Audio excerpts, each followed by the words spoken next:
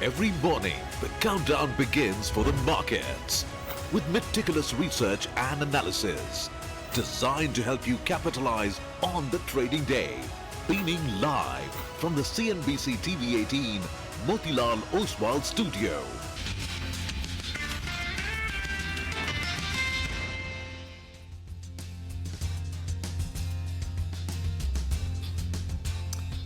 Well, it is another day and another action-packed session, I guess. It has been that way for the last, 4-5 days now.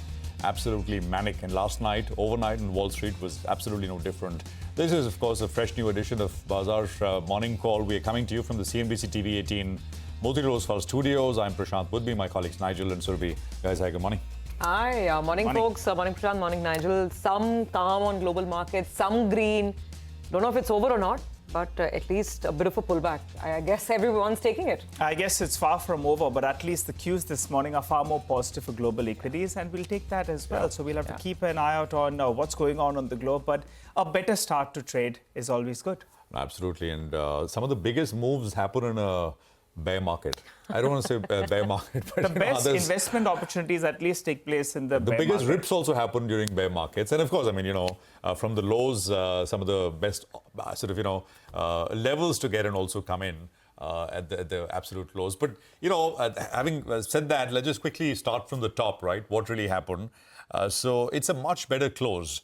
So we were down, but down small. S&P was down about a quarter. Nasdaq actually up about 0.1%. The Russell 2000, which is a small cap index, actually ended just about under 1% lower. We had the biggest ever head fake last night. I mean, the biggest ever 15-minute swing in the US markets on a fake headline. And I think, basically what happened is the markets were coming off the lows anyway. There was this headline which suggested that the Trump advisor, Kevin Hassett, is suggesting that Trump is open to a 90-day pause for all countries except China. Markets ramped up. I mean, on an average, they were between 7 to 8% moves from the lows to the highs yesterday. And of course, I mean, then there was a clarification from the White House. CNBC carried it saying, well, it's fake news. And we basically gave up all the gains. The point, though, is we did not go down 3-4% to where it was. I mean, before the headline actually came through. So it was a combination of things, but maybe at the margin, the market thinking is, and I'm just sort of saying this tongue in cheek, right? That if the bounce on a fake headline was this much, imagine the bounce on a hypothetical real one. I've been saying we're perhaps one headline away, not a fake one though, you need a real one. We'll see how it goes. Markets, of course, right now, the other point, of course, for the market to not sell off completely and kind of close in a flattish zone is that it's a clean market, right? I mean, everybody is kind of flushed out. And you're trying to figure out how to go through every day, each day, as it comes. Now, WIX was up about 4%. We're about 47. The 10-year yield, massive moves. I mean, actually, you look at the 2, 5, 10, 50, 2, 30, and 30, between 15 and 20 basis point moves. We're back about 4.2 now, almost at the 10-year. Dollar index, 103.43. Oil prices continue their slump, 2% lower. Of course, the government's collecting more through excise. Tariff headwinds and negotiations continue to be front and center. Trump is, of course, threatened to impose another 50% in retaliation to China's retaliation to Trump's reciprocal tariffs. So, I mean, it kind of goes on, and we'll see what happens. There are comments, etc., coming in from China. We'll address those. Israel has said, and Israeli Prime Minister Netanyahu was in the White House. There was a press conference, etc., as well. They may remove tariffs and trade barriers on U.S. goods, but the timing is unknown. European and Japanese tariff negotiations are getting lined up. For Japanese negotiations, apparently Trump himself is going to sit in and be involved. So we'll see. It's going to be all about what comes of these negotiations and the headlines as such. Now, just to tie in the levels here, the Nifty yesterday broke the March lows of 21,964. But then we rebounded. We left off at 22,161. So on the downside, that remains kind of the level. Actually, yesterday's low, 21,964, then yesterday's low, etc., come into play. Hourly RSI, very short-term RSI, swing indicators, etc., are showing a possible bounce. Maybe just a bounce. That's it. But it's showing that. So just a marker on the upside, the 20 hourly average on the Nifty is 22,711. It's 2.5-3% away from where we left off yesterday. So that becomes the resistance. Bank Nifty low yesterday was 49,165. Remember, the Nifty Bank had been resilient, much better than the Nifty. Yesterday, that was around 3%. Yesterday's low, 49,165, becomes important. And then, of course, the March low for the Nifty Bank stands at 47,702. We've not seen that. And resistance here is, again, the hourly average, 50,850 is the Nifty Bank. Immediate kind of resistance that the market, the index has got to climb back above. GIFT Nifty will give you a sense. I think we are higher. We are higher by 400 points. So, it's fast and furious, but the closing will be much more important than the open, than the start. That is always the case in these kind of markets. Moves come in thick and fast. They rip higher. And they fizzle out pretty soon as well. So fingers crossed. You got to be extremely careful if you're trading the market. Can't go in, especially based on this headline and that headline. It's got to be sourced, verified, because markets are absolutely squeezy and jumpy. Surabhi. Absolutely. It's so easy perhaps to manipulate and to confuse as well, which is what we saw last night, right? Yeah. With what happened. Okay, so that day of absolute wild swings, we're talking about a swing of almost 2,600 points on the Dow.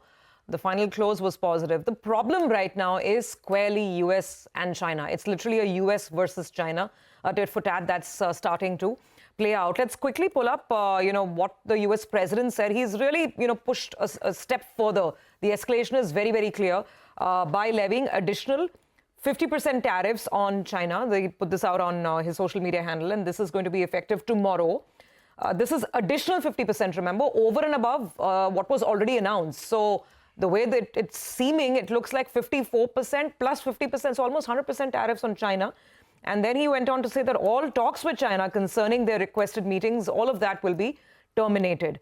This morning, China has responded, and the Chinese statement is also no less. I mean, it's obviously they're not taking it lying down. They're saying the US threat to escalate tariffs on China is a mistake on top of a mistake. China will never accept it. If the US insists on its way, China will fight to the end. So China's responded to what the US president announced last evening. Now let's come to the markets. I mean, that's the war of words, and maybe they're not just words, it's reality as well. The war that's playing out. But in terms of the market action this morning, it's not too bad. I mean, a lot of the markets are pulling back from that huge slide yesterday. The Japanese markets, for instance, is still holding on to gains of about 6%. Hong Kong is up 2.5%. China is the mainland markets themselves. They're managing a gain of about 0.5% as well. Kospi, the Australian markets, all are up between 1.5% to about 2%. So far, so good. The Singapore market, by the way, is down 2%. Yesterday, the Singapore Prime Minister made a very, very nice statement. It was a public statement. He actually put it out there explaining why this is so difficult and why for countries like Singapore, this is undoing decades of prosperity. Singapore is down about 1.5% as we speak. So that's the picture across Asia. A little bit of a calm, a little bit of a relief, but we don't really know. For us, by the way, one more point on the currency markets. Yesterday, in the risk-off, in the slide, the yen had moved to as high as 145 versus the USD. Today, it's pulling back a little bit. Once again, we're seeing levels of around 147 on the dollar yen. Yesterday's low, let's just talk about the lows. We didn't break the lows of June 4th, the election result day. What was yesterday's low? 21,743. That day's low, June 4, was 21,281. So let's see. Today, we're expecting a bounce from these levels, and then a lot depends on how global markets behave and what the headlines are. Just to go beyond to the fund flow picture, what we're talking about is about 9,000 crores of FPI selling yesterday, but domestic institutions were in the market. They were buyers, and that really helped the situation quite a bit. Yesterday's DII buying was about 12,000 odd crores. Just a word on some news beyond all the tariff headlines. As we were closing out the show yesterday, closing bell, there was a lot of back and forth on what exactly is happening with this excise duty hike. Now it's become very clear. This is a special additional excise duty, which is being hiked by 2 rupees. No change in prices at the pump. But what has happened is that there's a sharp increase in LPG prices by 50 rupees a cylinder. The minister went on to say that if crude oil remains where it is, then maybe we can expect some sort of a relief at the fuel pump level, maybe some retail fuel price cuts, but not as of now. Last but not the least, watch out for financials. The RBI monetary policy is just a day away. Today, there'll be a 20,000 crore rupee OMO in the market as a part of the series of 4 OMOs that the RBI has announced. 80,000 crores total in April. Today is the second tranche of that. So let's see, Nigel, on a pause mode, hoping for a bit of a relief rally to start with at least. Well, that's right. And the commentary overnight is far more appeasing for global equities in comparison to any other asset class. So that's a positive. And also, we'd spoken about this, that possible shift from China to India. And the commentary overnight as well is suggesting that. So those are the two positives as well in terms of commentary. But let me give you 3 data points which highlights why the markets are looking pretty okay just in the near term. In yesterday's trading session, the final tick on the index, on the Nifty, that was at the high point of the day. So that's point number 1. Point number 2, the Nifty bank, that was the big underperformer, and that was the sore point in yesterday's trading session. But if you want to look at a positive, well, yesterday, in fact, that pulled back quite a bit from the low point of the day. And in fact, it ended closer around the 20 DMA or thereabouts. So that's going to be the important mark that you're looking at on the Nifty bank. Moving ahead then, let's focus on the advanced decline ratio. By the end of trade, well, it still looked very, very dismal. You had a day when only 200 stocks were advancing. But I'll tell you what, I went through the data point and they put out a bow copy at the end of the day.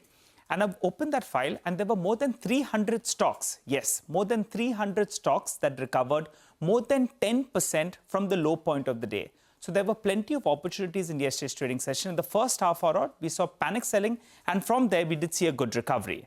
Moving to the Nifty bank, that was a sore point in yesterday's trading session. And actually, there was not fresh shorting. It's more to do with cash market selling. And that's the reason that it went down, because actually there was unwinding of some positions.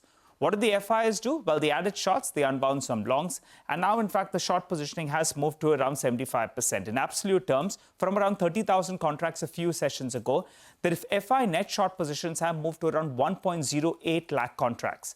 What did they do on stock futures? Well, they added some longs and they covered some shorts. That's a bit of an arbitrage that's going in there because they sold in the cash market as well. So some part of that would be an arbitrage that's playing out. On, on the index options, they bought closer to around 1.2 lakh puts, and that was more or less in line, puts as well as calls, while they wrote more puts than calls, which is encouraging just in the near term. The PCR, we had highlighted this yesterday as well. When it goes to around 0.65 odd, that's a trigger to buy. And that's the way it played out yesterday as well. Still, we are closer to the lower end of the range at around 0.72 or thereabouts, because the call writing has been very, very aggressive.